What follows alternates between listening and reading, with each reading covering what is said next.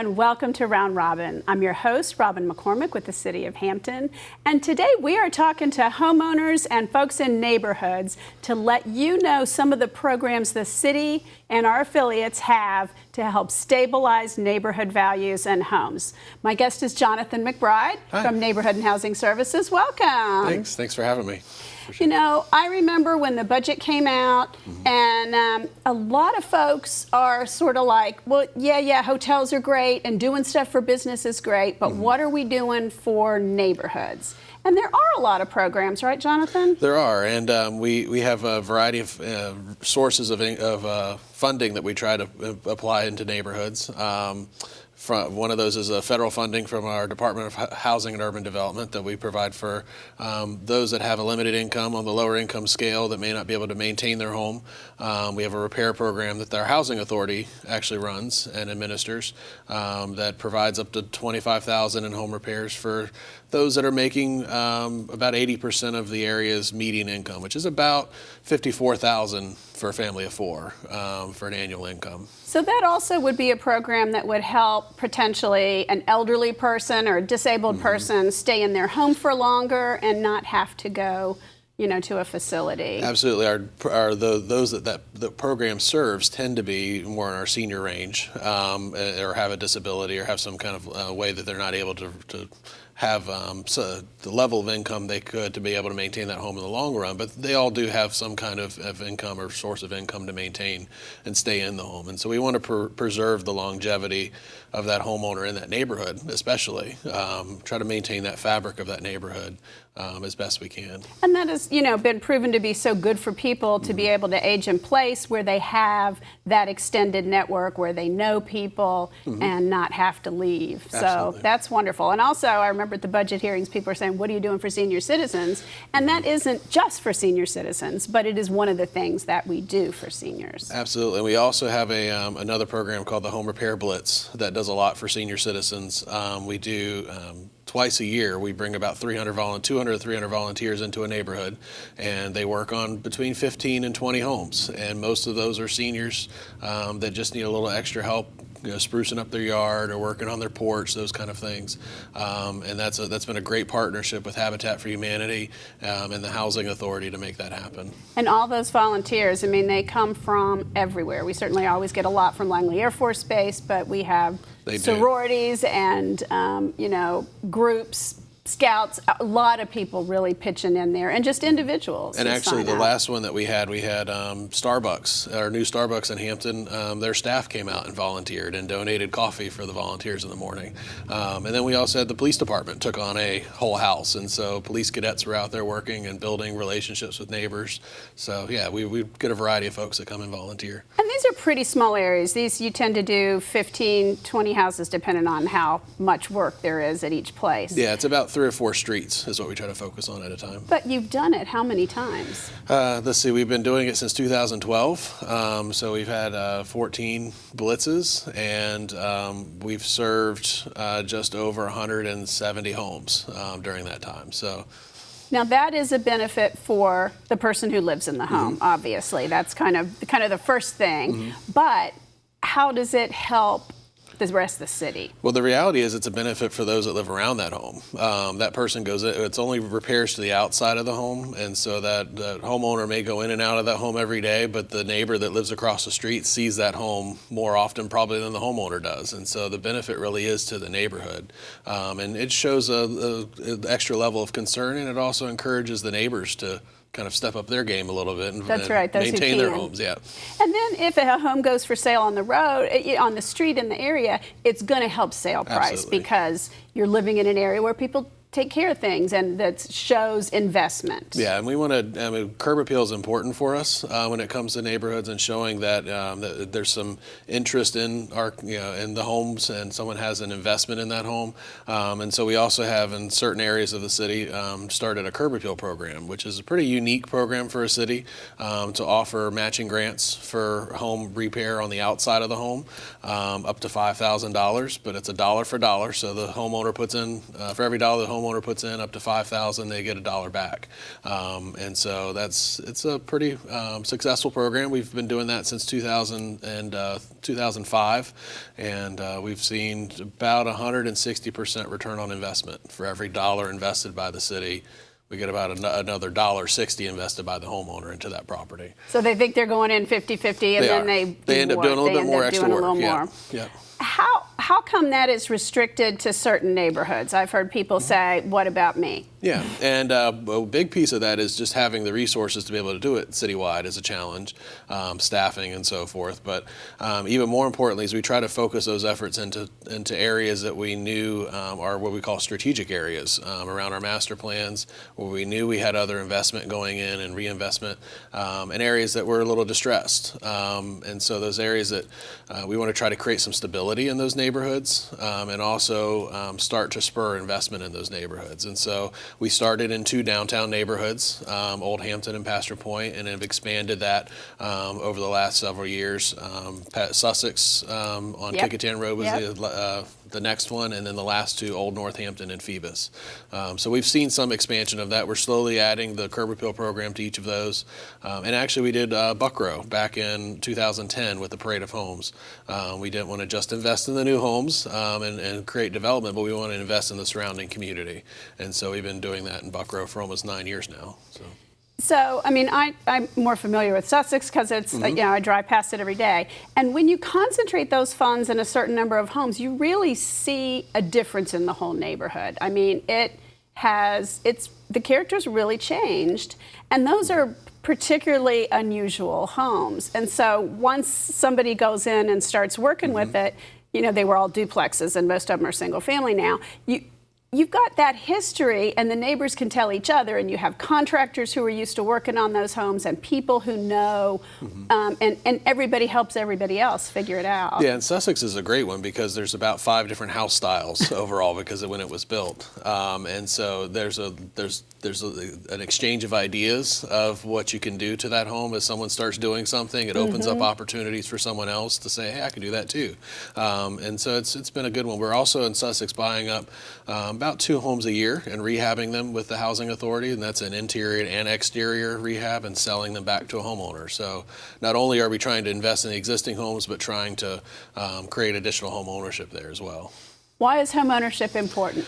Home ownership is an investment. It shows people are committed to the community. Homeowners tend to volunteer more, care for their neighbors, tend to look out for their neighbor a little bit more, and there's some roots in the ground. And so it's a sign of a healthy community.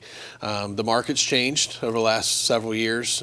We've had about a 60% home ownership and 40% rental rate across the city as the market has changed, and we've seen more folks choosing to rent over buy. Since 2008, we've seen about a 5% drop in that home ownership rate. So our role is to try and make sure we're creating new home opportunities, both affordable and market rate, higher value housing, to try and diversify the market and make sure we got folks still moving here. Well, it's not that renters are bad. Nope. There's nothing wrong with that. Most of us were renters, you know, when we first started out.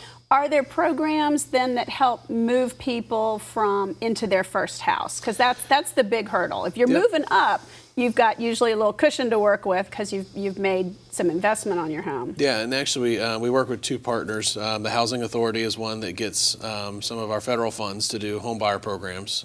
So they do education around how to buy your first home, what are the things to look out for, getting your finances in order to be able to do that. And then at the end of that program, they're able to receive some down payment assistance towards their first home. And then we also work with Habitat for Humanity, who does a home ownership program as well. And so those they don't give away homes, they sell them through volunteer work. And so in a lot of our areas throughout the city, we've been working with Habitat to build about 4 or 5 homes a year through Habitat, which improves home ownership for a lot of first-time home buyers through that program. A lot of folks think these are handouts. They're not. No. No, there's a lot of work involved, and there is an expectation of income. We don't want to give money away to someone who can't maintain that home or can't care for that home over time. And so, like with our rehab grants, they're required to live in the home for 10 years. And if you move away, you have to repay part of that grant. So we want to encourage the investment and the long-term investment in the neighborhood. The grants that we give away are an investment in a neighborhood. They're not. They're not just kind of spread out over across the city where they're not going to see an impact. Speaking of impact, I have noticed a lot of potentially blighted homes that have disappeared, and some new houses going up in Wythe, near downtown, Queen Street. Tell me about what's going on there. Yeah, so Old Hampton was one of our housing venture neighborhoods that we focused our efforts in the early, it actually started in the 90s, buying up kind of blighted properties and properties that have just been run down or not been maintained. And that's been a while to acquire enough properties to really go back in and build new homes. And so we've been building homes since 2003. And in the last 6 years, we've seen the average home sales go from about 80,000 to about 250,000 now. Seeing new homeowners come into the neighborhood, investing in the neighborhood. And that's through the Housing Authority, through private development, and through Habitat for Humanity. And so we've seen a significant change in the home value in that neighborhood. And a lot of those are then market rate, regular straight home sales. Yep. But we do have programs that help people who, and I'm going to say affordable housing, and people never know what that means. They might think that's handout, but it's not. When we're looking at people, the income level that the federal government qualifies is what, Jonathan? Yeah, so a family of four, it's $54,000 is the annual income of that household, and that's about 80% of the median income for the region. Median income for the region is about $75,000, and so we're talking. I've got city employees that work that start out in the 30,000s. Oh, absolutely. So, that could almost be two people working, maybe not fully employed, but. Yeah. Or one spouse works, the other's taking care of young children. There's a lot of people in that category. Another term used is workforce housing, because that's really what we're trying to create is housing for teachers and police officers and firefighters and nurses and those that work in different fields. But it's workforce housing. That's what we're trying to create. So as we're building the physical outside appearance in these homes, does it help create neighborhoods, and what programs do you have to help those neighbors come together and keep that momentum going? Yeah, our office's focus is not just on the physical. We can build houses all day, but if people don't talk to each other and don't care about each other, then the neighborhood is not a neighborhood. It's just it's a housing development. And so our work is to help find neighbor leaders and folks in the community that can step up and get to know their neighbors and lead efforts to gather neighbors together to see things done in their community. Sussex is a good example. Over the years, they've had a neighborhood association that's applied for grants and worked on the entryways and done things to improve the physical appearance of their neighborhood. Pastor Point is another one, which is one of our housing venture areas. We work with them to, they actually identify properties that they think need fixed up and work as an association to reach out as neighbor to neighbor to find ways to help improve those properties. So that's the kind of thing we're looking to do, is really help neighborhoods do that themselves. And I understand that we have a program where you can call 311 and you can complain about your neighbor. Absolutely. But if you know your neighbor, or other neighbors know your neighbor, you might find out that person's been in the hospital. That person has an aging parent that they flew away to help. That person just had something is a need that's a temporary need that maybe you could help fill in or organize other folks to help fill in rather than just calling a code violation in. Yeah, we've all had our challenging neighbors over the years, wherever we've lived, but at the same time, usually when you find out the story of that neighbor, there's something much more going on usually. And usually if the first interaction you have with your neighbor is a code violation on their door, they're probably not going to be interested in helping out and invested in the community. And so for neighborhoods, we encourage neighbors to get to know their neighbors neighbors first, get to find out what their story is, find out ways to connect. And a lot of times there's resources within the neighborhood, and we believe that there are more resources in the neighborhood than the city can provide and support to make a big difference. And so getting to know your neighbors and finding ways that you can help is the first step. 311 should be your last resort, calling our property maintenance folks when those other efforts to try and encourage and support folks has not worked. Right, right. Because the more you build up the neighborhood, the more you help your own home value. Absolutely.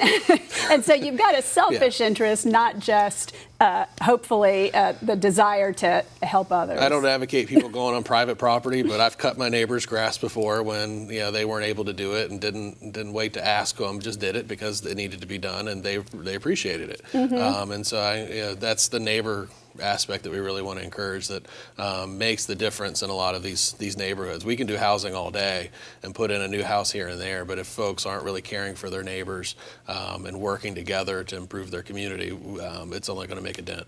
And that's, what the difference is in the infill houses and in the neighborhoods where you're targeting too. Mm-hmm. You're bringing in younger, energetic, enthusiastic young families in places that might be people who've lived there for quite a while and not be in that stage of life, not be able to give back physically quite as much. So it creates an energy and helps create those mixed age communities are wonderful. Yeah. And I always said I appreciate the senior that's across the street that's really nosy because they look out for my property. I like the retiree that's there all day. And that's something you can't create. That's in a neighborhood. That's the natural fabric of a neighborhood that we want to try to preserve. And people caring for each other, providing resources. A neighbor can look out for my property during the day. I may be able to help them with some work around their house. And that exchange of resources between neighbors is what makes a neighborhood really valuable.